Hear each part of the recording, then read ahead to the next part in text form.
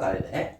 I was just getting 5 minutes peace, which reminds me of the story that I'm reading. It's by Jill Murphy and it's one of my childhood favourite stories. Do you want to listen? The children were having breakfast. This was not a pleasing sight.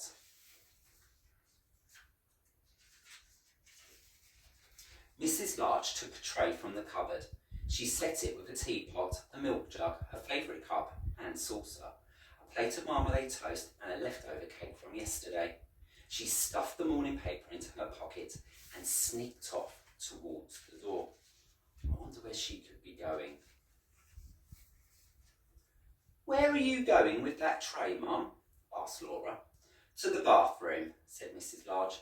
"Why?" asked the other two children. "Because I want 5 minutes peace from you lot," said Mrs. Larch. "That's why." "Can we come?" asked Lester as they trailed up the stairs behind her. "No," said Mrs. Larch, "you can't." "What shall we do then?" asked Laura. "You can play," said Mrs. Larch, "downstairs by yourselves and keep an eye on the baby." "I'm not a baby," muttered the little one. Mrs. Larch ran a deep, hot bath. She emptied half a bath foam into the water, plonked on her bath hat and got in. She poured herself a cup of tea and lay back with her eyes closed. It was heaven. "Can I play you a tune?" asked Lester. Mrs. Larch opened one eye. "Must you?" she asked. "I've been practicing," said Lester. "You told me to. Can I? Please, just for 1 minute." "Go on then," sighed Mrs. Larch. So Lester played.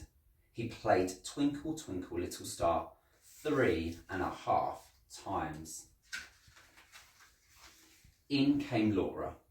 "Can I read you a page from my reading book?" she asked. "No, Laura," said Mrs. Larch. "Go on, all of you, downstairs." She let Lester play his tune. "You let Lester play his tune," said Laura. "I heard you like him better than me. It's not fair." "Oh, don't be silly, Laura," said Mrs. Larch. "Go on then, just 1 page." So Laura read. She read 4.5 pages of Little Red Riding Hood.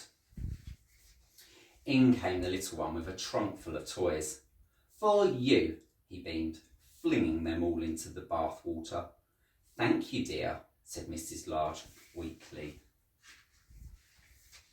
"Can I see the cartoons in the paper?" asked Laura. "Can I have the cake?" asked Lester. "Can I get in with you?" asked the little one.